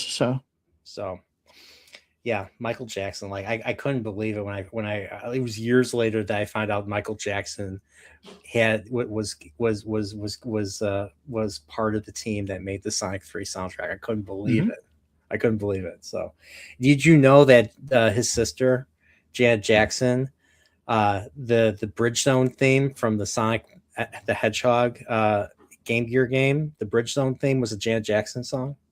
I did not know that. Dun, dun, dun, dun, dun, dun, dun, dun, dun, dun, dun, dun, dun, dun, dun. That one. Yeah. Yeah. I never knew that. Yeah. Yeah. I you have to look it up. I was listening to it. I'm like, yep, this is it. So yeah, it's crazy how I don't know, it's just something about the Sonic soundtracks, just like it's so like, the Mario stuff too, but the Sonic stuff is just so poppy and nostalgic for, like, it's very 90s to me. Very late. It feels 90s, but it feels like a late 80s type of pop instead of a 90s pop, if you know what I mean. So, but I don't know. I love those soundtracks. Those soundtracks are very extremely nostalgic. I hear them and I feel like I'm a kid again. Yeah, I hear you. So but yeah, but I was gonna ask, like, what are your favorite? What? I'm curious what type of music that's you really like, and what you look for in a good video game soundtrack. Obviously, you make your own musical tracks. That sound like some of the best stuff I've ever heard. Oh, thank you. I mean, I haven't made music in a while, but it's funny that you should mention me making music too, because like a lot of my stuff was inspired by video game music. So, if that kind of stuff, like you mentioned Winterscapes earlier, if that kind of music, resonates with you, it's because I was inspired by a lot of video game music, growing up. And I was like, I want to make my music. I don't want it to sound like pop music. I want it to sound more video gamey, or sound like, RPGs for me were a really big source of my inspiration for musics. But I'm kind of avoiding the question here. I should probably answer your first question, then we can talk about something else. So that I could talk about, like, that. Oh man, it's hard to say like what I specifically like look for in a video game soundtrack, but because it's just, I'm kind of like you too. Like some stuff just appeals to me. Like, obviously, if you pander to the era of like electronic music that I was like really into, anywhere from like the early 1990s to the 2000s, if the game sounds like that entire era, like anything from that era, whether it be like from a video game of that era, or even like what was popular in terms of dance music, I'm probably going to enjoy it. But there's some other stuff too. Like, I mean, obviously there's some more orchestral sounding soundtracks that I absolutely love, like Chrono Trigger or Final Fantasy 4-6 on the Super Nintendo. Or even something like Phantasy Star 4 on the Sega Genesis has an amazing soundtrack. And that one sounds more like, I mean, it sounds like a Sega Genesis, so it's going to be very like grungy sounding. But you know how the Genesis sounds. Yes, So I do. Yes, I do. Yeah. um, but yeah, it's I don't know if I can give like a clear cut answer on like what I look for, but like generally, like if it's nowadays, like if it sounds a little bit more retro, or if it sounds like it's trying to emulate music of that era, I'm probably going to enjoy it. Um, or even if it like kind of emulates like old, like old console hardware, like if it sounds like a chip tune or something like that, I'm probably going to enjoy it too. I personally feel, especially from that era, a lot of music had like each track had its own personality. Like Yeah. it was something you could easily remember. It wasn't just like there. It didn't just exist. It had there was color to it. There was a lot of movement. There was a lot of movement and note progression and chord progression and all that. So, like, I mean, like, how can you forget I mean, you brought up Final Fantasy IV. I mean, I mean, the very first theme you hear in the game is the March of the Red Wings. Da da I da da love that da theme. da da da da da da da da da da da da da da. I'll tell Da, you da, da, this. da, yeah, and it starts, and you hear the music before the screen's Yeah, still before black, and it's you even hear the like music, fading in. and then it builds up, and then when you get to the crescendo is when you see the fleet, you see the picture for the first time. It was such an awesome way to begin a game. That is one of those games that like no matter how many times I've played Final Fantasy IV, that introduction like always gets me pumped to play it. Just that one track alone like is just Look at the my arm. perfect introduction. I got goosebumps now just thinking about Yeah, this it's game. I got to see that. I got to see that performed. oh nice. I was at Anime Central here in Chicago, Mhm. and the same conductor that conducted the play video game symphony back in 2006. Well, he came back with a smaller band, and they played a whole bunch of Final Fantasy stuff. And the one for four that they played was the Red Wings theme, and so I got to see that. I got to see that performed with like like 8 to 10 musicians, I think. Oh So it was nice. really cool. So but yeah, they played that one. Um, and I mean, but there was but it wasn't just that track. That was just one of so many. That the entire soundtrack was epic as hell. I Mhm. mean, how I first. What's funny is I didn't play the Final Fantasies until I was in college, and I was in college in the 2000s. Mhm. World of Warcraft came out 2005, or it was out for a while. Everyone was either playing that or not playing video games. um I was the only person that was playing, like, I mean, by that time I think Final Fantasy 4 was already considered a retro game. Mhm. um so I was playing a retro game, and I had a Super Nintendo emulator on my very first ever computer, and Final Fantasy 4 was the second game I played on that emulator. First game I played on that emulator was Chrono Trigger. My friends kept talking about Chrono Trigger. I never heard of the game, and I actually played it for the first time in college. And that game basically got me to fall in love with with the JRPG. Um, but the first time I heard the Final Fantasy IV boss themes, Ooh, that's a good one. can you guess where I first heard that? It wasn't from Final Fantasy IV. Oh, I'm trying to think where else. Oh, I know where it is. Mario RPG, wasn't it? That's yep. The So Mario RPG was I didn't even know, like, that game came out '96. I was a kid. I did mhm. not know what an RPG was. So I rented the game. I learned what a turn-based RPG was, basically. I learned what a role-playing game was. And I played that was a game that took me like several rentals to beat. So I used to pray. So I mean, I'm not really a Christian anymore, but when I was a kid, I used to go to church all the time. We Mhm. used to go to the video store on Saturdays. I used to pray that the game was in. I don't know if that makes me a Mhm. bad, yeah, I don't know if that makes me a bad kid, but I used to pray that the game was in, because there was a possibility that the game would be out. Yeah. Oh Like yeah. they only had one copy, so if someone else rented it, and you if someone else rented it, you were screwed basically. Yep. You were stuck So renting something else that weekend. yeah, pretty much. And that was the only video store we went to because all if you go to Blockbuster, you had to put a credit card on file. And my Mhm. parents didn't want to do that. So Yeah. we never went to Blockbuster for that reason. So we went to like one of those independent places where they just, you just pay with cash basically. Mm. They didn't require a credit card, honor system. Mhm. So, so yeah, there were games that they had on display that were never in. Mega Man X2 and Super Metroid were two games that were never in, so someone must have kept them. Someone must have kept the Yeah. game, and they just never bothered taking the box. So they would have a shelf, and they would have the box. They would have a box on the shelf, and Mhm. they would they would like tape like a little pouch, a little plastic pouch, and there would be a ticket in that pouch, and you knew the game was in when there was if you could take the ticket out, you take the ticket to the counter, and then they would you know ring you up and give you the game basically. So Oh, nice. yeah, that's how they did it. So Oh, um damn. yeah.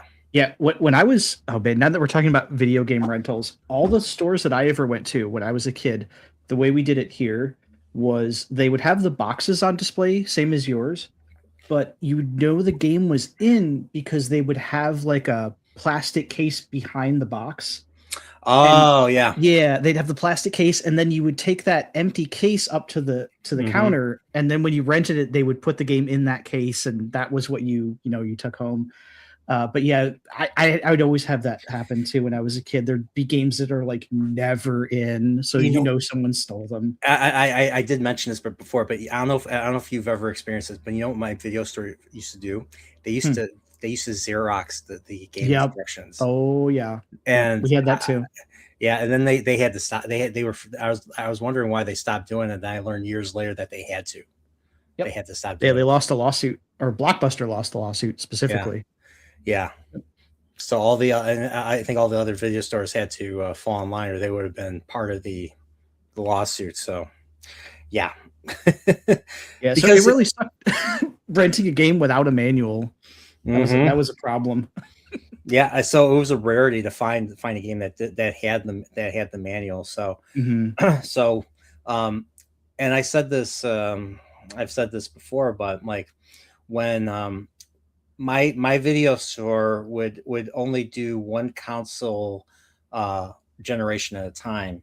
So when the Super Nintendo started getting bigger and more games were coming out, they started getting rid of their NES games. Oh They would man. sell them off, and Little Nemo Dream Master was the one game on NES that we bought from that video store. And Oh, so nice. so I already beat the game, but I kept renting it. I really liked it, and Hmm. I kept playing it. I kept playing it.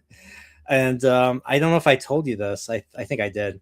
Um, I like the Nemo game was fun. I mean, you're basically you're a boy in pajamas. The level is basically his dream, and you're basically exploring these levels. I mean, you have to go from point A to point B, but you can't get to point B unless you obtain keys.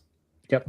And the point B, the end of the level, there's a door that takes you out of the dream, but there's locks next to the Hmm. door. And so if there's six locks, that means there's six keys that you have to find. So you have to explore the level to find where the keys are. And in Hmm. order to collect all the keys, you have to basically find animal buddies to ride on, or sometimes in Nemo's case, to wear them like a Mario suit. So Yep. so like the reason why I put the bee suit in my intro was Hmm. because of the fact that well, a certain Mario Galaxy movie came out, Hmm. and the well, I'm not going to say anything, but in the Mario Galaxy game, the bee suit in Mario Galaxy is the same exact mechanic Yep. with where you hold where I think you keep pressing the A button in order to get the bee to in order to get his bee suit to fly Yep. or to fly above, and then you only have a limited amount of stamina before you fall back down, Hmm. which is the same exact thing. The only difference is in the in Dream Master and Nemo, you can actually attack with the stinger. If you press the B Yeah. button, he'll shoot some stinger projectiles at enemies. All that. Mhm. That doesn't happen in Mario Galaxy.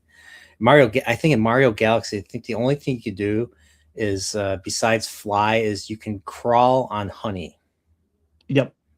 and that I think that's. I don't know if you have any. I don't know if you really have any attack. And if you fall in water, you are. Well, what's funny is when you fall in water, it's the same. And if you fall in water as the B, you start to drown unless you press the select button and you turn back into normal Nemo. In Mario Galaxy, if you fall in the water, you basically lose the suit and Mhm. you turn back into normal Mario basically. So um but yeah, like I said, I like the fact that you got to it was almost like Mario. That was the only way you could fight enemies was if you wore you know the suits of the animal bodies. So like if you were the frog or if you were the gorilla, if you were Mhm. the lizard could walk up walls, Yep. and I think could even walk upside down too. Kind of I like the think so. jelly, kind of like the. You ever play the Jelly Boy games? The Sony Jelly Boy. I never played Jelly Boy, but I've heard about them. So here, what it was probably the second Super Nintendo. It was the third Super Nintendo game I ever played. Um, so Super Mario World, obviously everybody's played that first on Super Nintendo because it came with the Super Nintendo. Mhm. But that same video store I used to rent games from, the first two games that they had that wasn't, I don't know if they had Super Mario World there, but the first two games that they had for the Super Nintendo, there was a game called Smart Ball. Smart Oh, Ball, I thought smart. was a Smart Ball was a I thought it was a sports game, but it was actually a Jelly Boy platformer.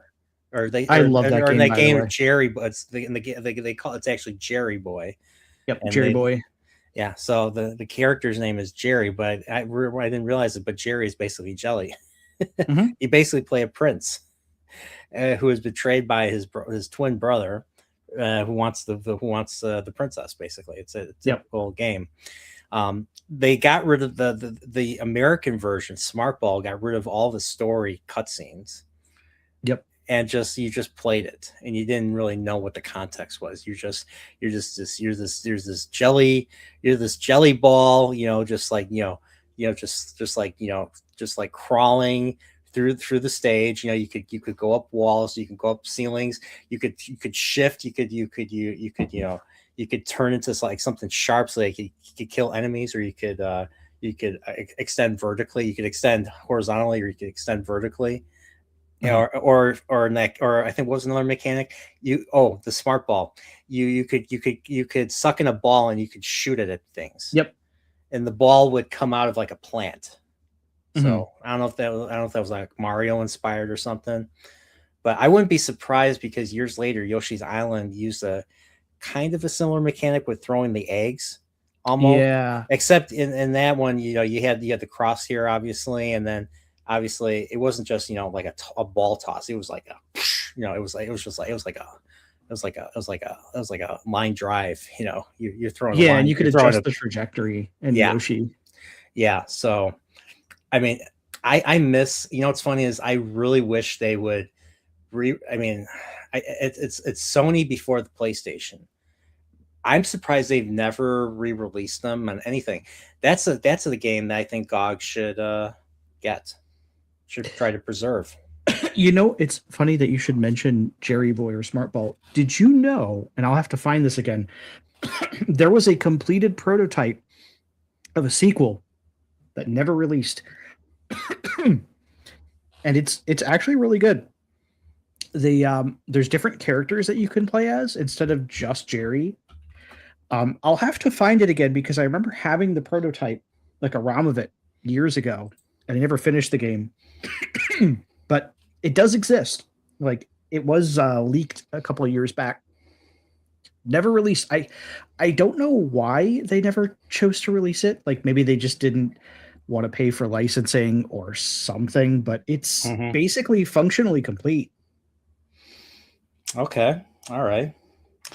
Well, we are getting it's getting kind of late, and I was going to ask, you're a musician, right? Don't you have like crazy fans that that follow you around wherever you go? Some. Okay, I well, do have some crazy fans. you want to know what's funny is we have one of those crazy fans in the backstage. Oh no. He wants to see you. He wants to say some things to you. So I boy. let's bring in this weirdo from Japan. We got the Seth super fan Chan! here. Canadian. Seth Chan, you're here finally. I get to talk to you. It's been so long. I miss you, Senpai Seth Chan. I notices you. love you. How's it going, Canadian? It's going good, dude. Glad to Right? hear it. How you doing, buddy? How's Master Quest?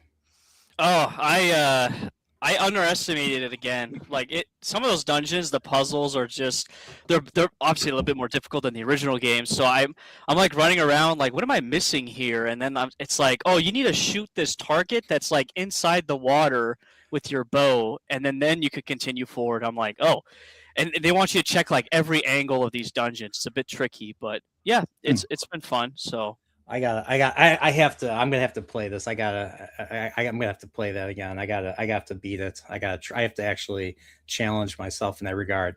I mean, so I was telling Seth this earlier. Yeah, I basically we were talking about GOG. We were talking about GOG. I bought the Resident Evil collection. I really so from what I'm seeing, GOG is basically trying to like preserve a lot of games. The Mhm. game that we were talking about, Smart Ball or Jerry Boy, the old Japanese old platform Jelly Boy platformer, that stuff a lot of those older games have never been re-released on anything. I kind of want GOG to basically just basically preserve them and release them yeah. or sell them basically. Well, they have on their website, so there's like this preservation program that you can join, and it's kind of like as a fan, you can request like, "Hey, can you preserve this game?" And it gets like upvoted, so everybody can upvote like whatever game they want to get preserved. So Mhm. the problem is, I don't know when it comes to the God games because I haven't looked at the full list. A lot of them seem like PC games, so they were previously Yeah. released on the PC. So I Mhm. don't know if like the game you're talking about, if that was a PC release or if it had one, and if that would be a big hurdle for them to get through to put it on the PC. It was a Sony game, so this is pre-Sony PlayStation, so I don't know. But I think it's but I think Sony's it's never only done anything with it. I think it's only Super Hmm. Famicom and Super Nintendo. I don't think it had a PC port. Okay. No, I don't think it did. So, and that's never been re-released on any, Nintendo stuff because it's not a Nintendo game. So, Mhm. I should probably bring that up. I should definitely bring that up.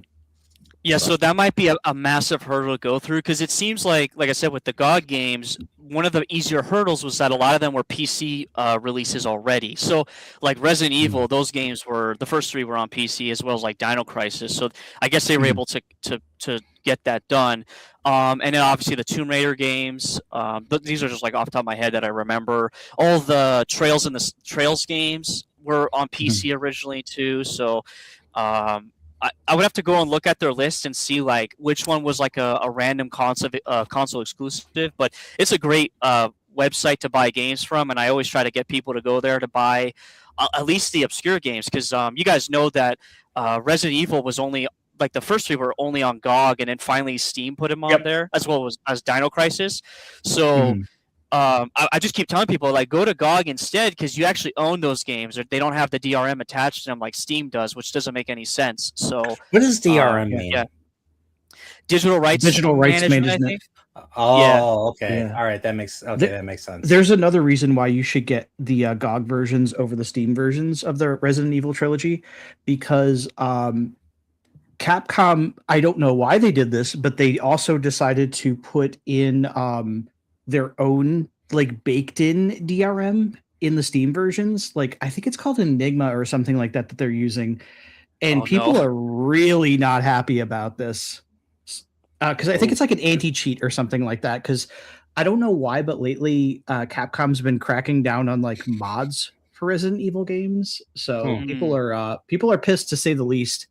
and the GOG versions do not have those either. So if you're gonna buy the original Resi trilogy, just go get it on GOG. I did for $12, and you know what? Yeah, Good deal. Well, yeah, there's some great games. Yeah. So like, I was gonna buy it. I was gonna buy it on the PlayStation Network, because so that way I could play on my TV. I'm just like, you know what? Maybe I shouldn't.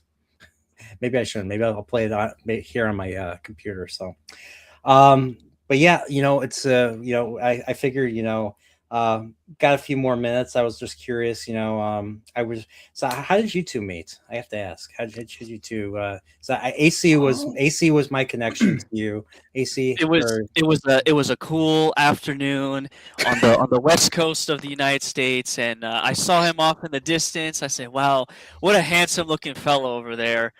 And I walked right up to him and said, "Hey, would you be my Valentine?" And he kindly accepted it. So I had to take off my sunglasses first too. that's true. Yes, because I do the couldn't see your anime beautiful eyes. pose. Oh my god. Honestly, it was definitely through like the Melee games, like Yeah, community. I think it was. I think it was more specifically because of Nerdy Neo. Oh yeah, Really? I think it was actually. I think I was on one of Neo's shows, and you showed up in the comments. Yeah. And then like we started talking about I think it was either Castlevania or some other like franchise or something like that. Yes, yeah. Yeah, and then from there, I'm pretty sure we've been on a stream together talking about music or game or something, and then Yeah. it just kind of flowered from that, and I followed your career with with ever close an ever close eye on it. Oh, I thought you were gonna say great interest. Damn Yeah, it. I couldn't remember the phrase there. Yeah, with great interest. Yeah. Okay. All right. That's pretty cool. So, but yeah, like I think it was Winterscapes, which I still have. I think it was your Christmas stream, AC, that we that I think you were playing Winterscapes, and I was like, is this? I'm like, where is this from? Is this from a game? This is really good. You're like, no, this is from DJ Axis.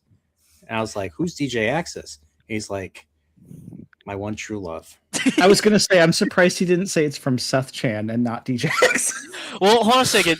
You're like doing this like Bruce Wayne and Batman thing, and so back then you were playing as Bruce Wayne. You were DJ Access, and I didn't discover Seth Chan until recently. I was like, oh, who is this Seth the Dragon feller? And I had to jump into that. But that's no, true. Those music, because around that time I found out you and Paul had did some music, and you guys said like you can use it on streams, and so that's why I wanted to share that with people. Like, hey, this music's really cool. You should listen to it. And yeah, Nerporeal here was like, oh, this is really interesting. So yeah, like my eyes were turning into like hearts and diamonds, and my heart rate was going up, and my skin was getting goose pimply and all that. Yeah. Listen. Winterscapes was fantastic. Like I could listen to that while I'm cleaning. I could listen to that while I am walking and exercising. As weird as that might sound, it's true though. No, it's fine.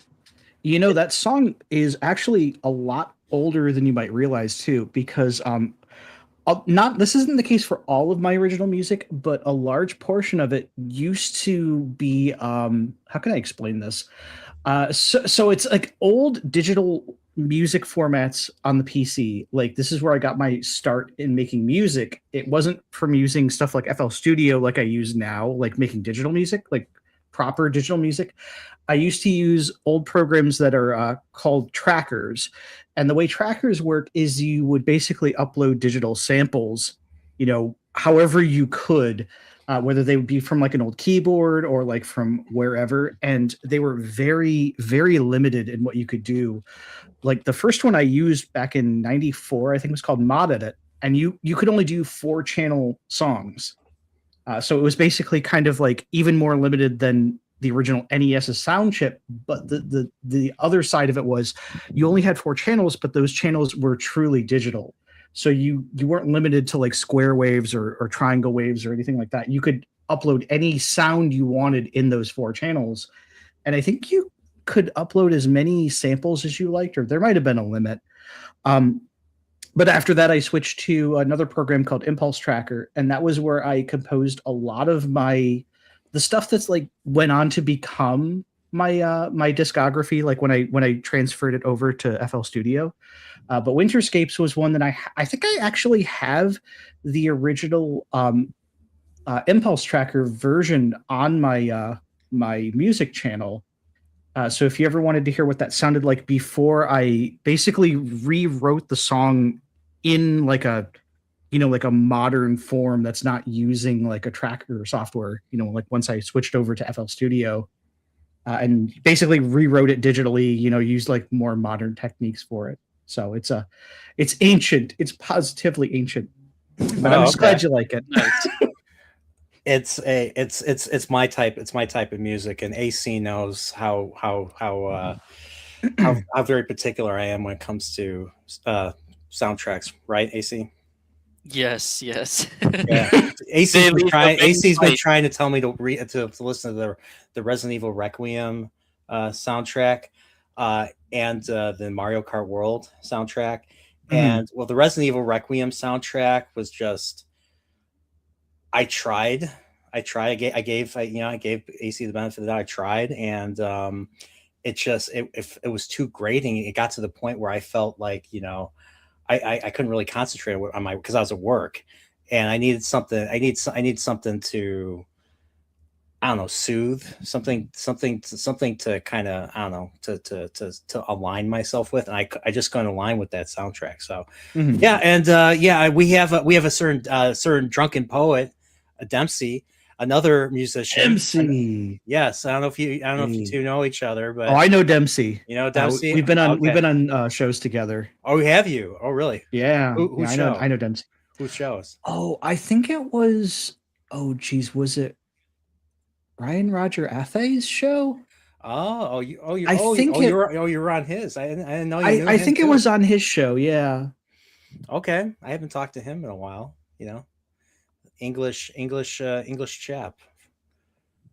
I know both these guys are big. He looks older than all of us, but he's younger than AC, according to him.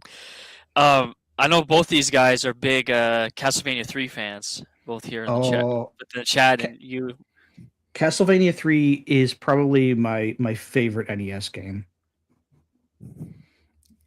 Okay, all right, wow, that's a bold statement. That's a bold statement. So some people, I know some people that say Zelda 2 might be their favorite NES game. I don't know where I'm at though, honestly. I think Mario 3 might be mine. I don't know.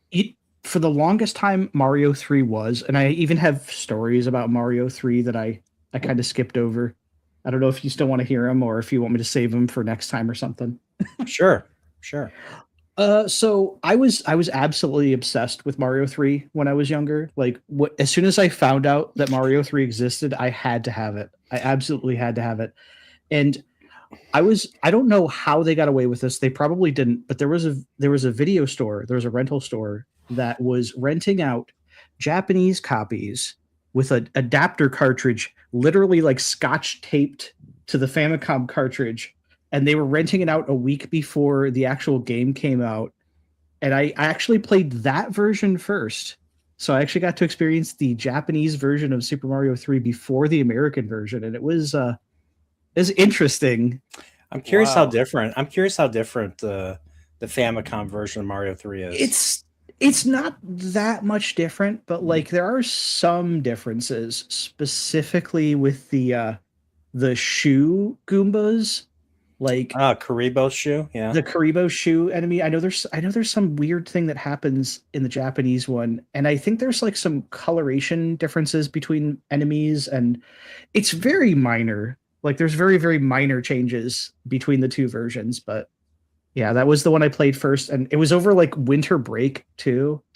So I just remember playing because the store also did like 1 or 2 night rentals, or you could pay a little bit more and have a 5-day rental. Yeah. So I was playing Japanese Mario 3 for 5 days over winter break, and it was the best time of my life. I'm trying to remember if did the Wizard come out before that? It did, because the Wizard came out as a promotional Yes. vessel for Mario 3, but it was like only just before, as far as I recall. Yeah, and I've said this before, but the kid that freaking played the brother, the little brother that the autistic little brother that played the game in the competition, how did he Mhm. know to fly up the top of the first fortress to get I the whistle? know. How did he know that? That was rigged. He I had didn't. I insider information. I did Okay. not attempt that until I played that same level at least 5 times before I decided before I like I was like maybe I should try to build up some momentum and fly. Maybe I'll see what happens if I go above the screen. And then I was like, okay, all right. I don't know. I don't even remember how I think I did. I don't know if I did it by accident or somebody told me. That's I, that I that was that's I was lucky. I had a Nintendo Power subscription as a Oh, kid, you so did? I knew. I'm like, let's just see if this works. I'm like, oh ho, time to skip some worlds. But So I wanted to, that I wanted to show you a few things. Sir, no, AC, didn't you come to my Yeah, domain? your My neighborhood, yes. Yeah. So actually he actually did come to Chicago. He met Adam was his Adam was his chauffeur. He didn't because I'm not good enough, but that's beside the point. That's beside the point. That's Oh, beside the what are you point. saying there? No, I'm kidding. I'm kidding. Um, but oh, is that but yeah, sealed? I went to the same store that we actually met up at. I bought this Nintendo Power um, uh, what do you call it? Issue? Magazine issue. Yeah, issue. Thanks, AC. Oh, that's But classic. I bought this Super Nintendo. I think they did have a Mario 3 one, but I was like, I think they charge a little bit more for that one. So I got this, and I got this classic. I've seen this before. Oh yeah, the Super NES strategy guide. My older brother had that. Yeah, so, That Mario World Nintendo Power. I remember actually getting that in the mail when I was a kid, though. Wow. Just oh man, core memory unlocked. yeah. So this is like 1991 to like Yeah, 1993, I it's believe. like So there's a lot of like early era Super NES games in there. actually, heck no, this is not even 1993. This is like 1991, 1992 because I don't even Yeah, see Star Fox on here. Like no, no, this Star is Fox is 93. That's yeah, that's like old school Super NES games. like this is like Final Fantasy 2, Gradius 3, Super Ghouls and Ghosts, Super Castle. Oh yeah, Yeah. you like Super Castlevania 4 a lot, DJ Access. I Well, I we do. have someone here that doesn't like it. Oh, here we go. Oh, He likes to burn me live. Hey, you hated Super Castlevania 4. I was just not a fan of it. It felt way too different, and I don't know, just it didn't vibe with me like the first three did on the NES. And then, after playing the peak known as Rondo of Blood, I'm like, I can't really go back to you can't go Super. back from that. You Yeah, just can't. I mean, it's understandable because, admittedly, Super 4 is very different from almost any other classic Castlevania, like the way Simon controls, and they never really went back to that either. So yeah, I and it's feel you weird there. because a lot of like indie Castlevania or Metroidvania type games like to copy from Super Castlevania, like that Bela Lugosi indie game. Yeah. Um, that is uses the Castlevania like six directional attacking, and it's like a Mhm. bit irritating having to like do that all over again. And I Is feel like Lotus War does it too, but is Dracula X and Castlevania are they two different games? It's technically Dracula X is a port of Rondo of Blood on the Super Nintendo, but it is Okay. not the same game. It's not the same game at all. Oh, okay. Is it no, harder? Is it's it no easier? different. Is it Oh, it's easier? still hard. I wouldn't say it's as hard as Rondo, but it is a very hard Super Nintendo game. Okay. All right. Interesting. Everything about it is different too, like the sound effects, the music. Yeah. Like even some of the stage order is a little weird compared to Rondo. I gotta say before we go far, I gotta say hello to Nerd Takes. There's an issue here though. There's only room here for one nerd. No, I've had Nerd Takes on. Nerd Takes is a great guy from Boston. Boston. Yeah, I was making fun of his accent. AC was calling me a jerk for that. He was acting like Theo Vaughn when Theo Vaughn has a guy on that has like a different accent, and he's always like trying to mimic that accent during the podcast. I was just like, "What are you doing, Brian? Just let the man talk." I did. It's. I mean, come on. It's genuine. Like, I want him to every time. I want him to say, "How you like them apples?" From Goodwill Hunting. Like imitation is the most sincere form of flattery, or at least so I've been told. Yeah, exactly. I mean, yeah, we you and I, yeah, nerd takes. We got to do a part 2. So, but yeah, we're getting close. We're getting close to the end. So, AC, thanks for crashing this thing. By the way, yeah, we were planning this one for a while, DJ. Oh, nice. So yeah, I'm always here for you. I was like, yes. Well, I appreciate you for it, AC. Yeah, so yeah, AC's kind of like my like I like, hey, I'm gonna have this guy on, and AC's like, good idea.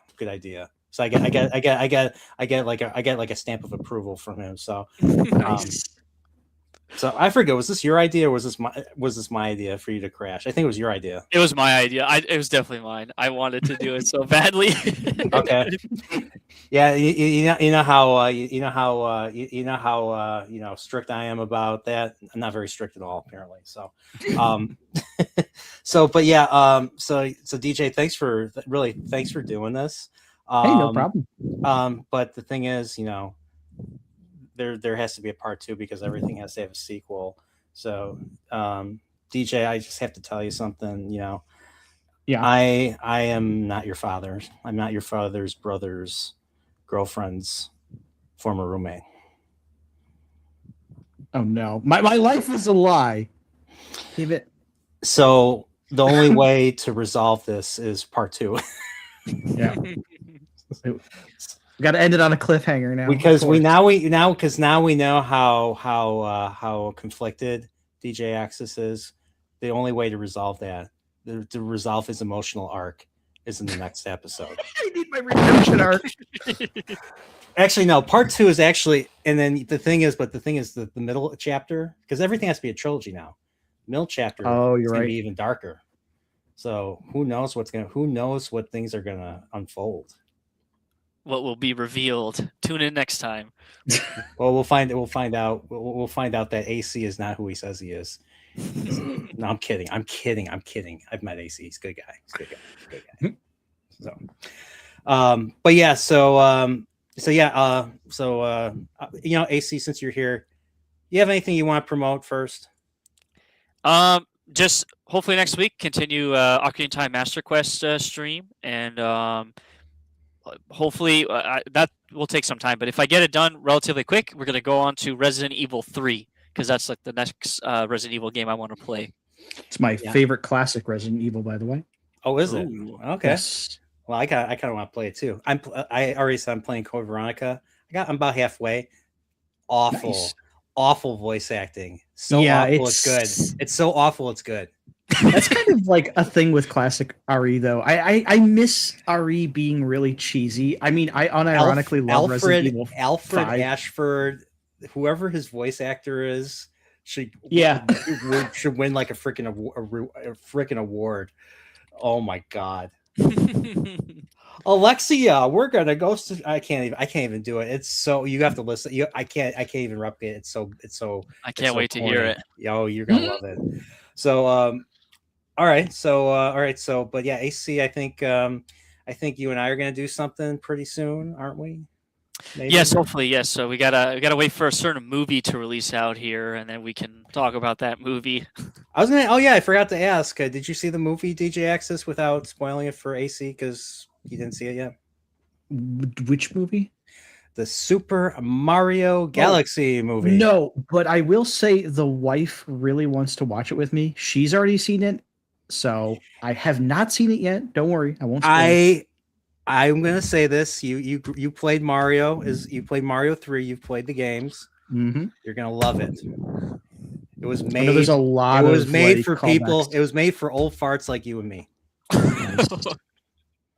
AC's not an old fart though. He's an old soul. Not yet. That's different. So, but but like I literally felt like that movie was made for me more than like the first. I felt the first movie was made for like younger people and newer fans. I felt this one was made for older fans, in a way. Gotcha. But that's just me. So, was it perfect? No, but all the criticism that it got, no, I don't agree with any of it. So. It's a Mario movie. What do you expect? Made by Nintendo. What do you expect?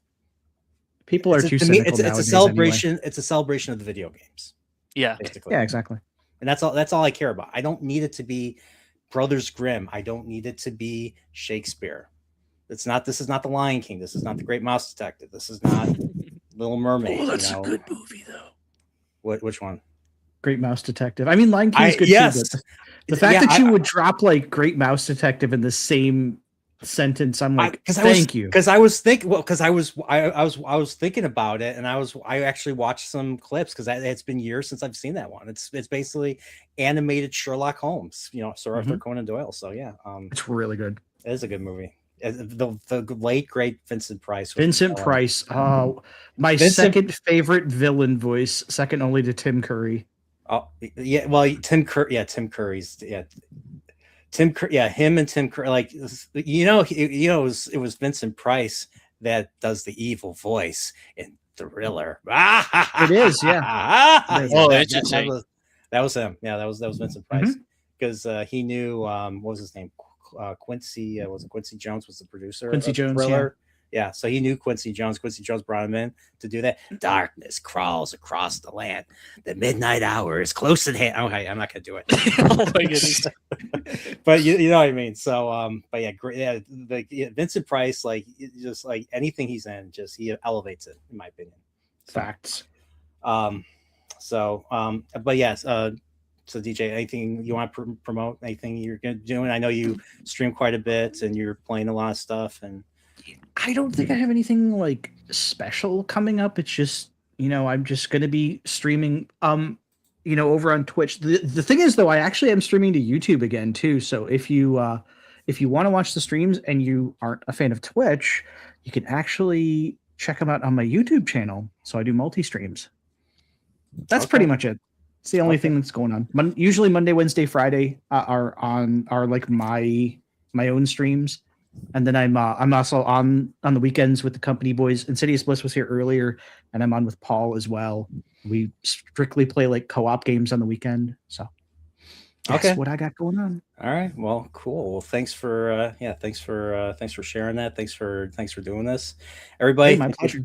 Everybody, thank you for being here. This was a great stream. I have not planned my next Chilporial yet. I mean, me and AC are going to work out the details on that, when he's able to find out. So, but yeah, I'll let you know. I don't just cover video games, retro stuff. I cover movies, shows, sometimes books. I'm reading the Wheel of Time right now. So, I cover lots of territory. Heck, I was talking about religion and politics last week. So it's pretty, I guess I'm pretty diverse. I'm pretty diverse in my discussions and all that. But yeah, that's basically it's basically that's how Chilporial is. It's one-on-one. So I usually do these every other week. I'm going to try to get another one set up for 2 weeks from now.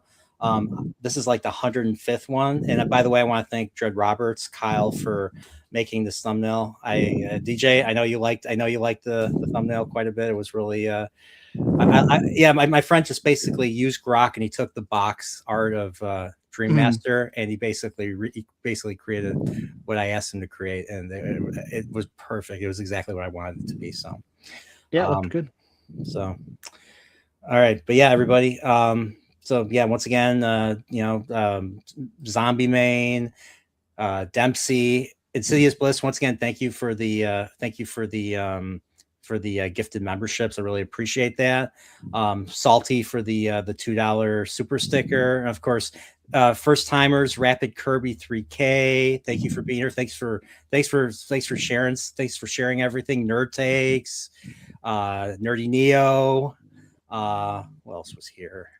And Knights in the The Knight of 55s, Knee. the Knight of Knee 5571. All you guys. Oh, and my friend Brian too. Nice. And Carl, Carl was here. Yeah, Carl too. So yeah, I got like the whole team. I got like Dirk Ryan 04, that too. Him too. Sorry. I assumed his gender. Oh no.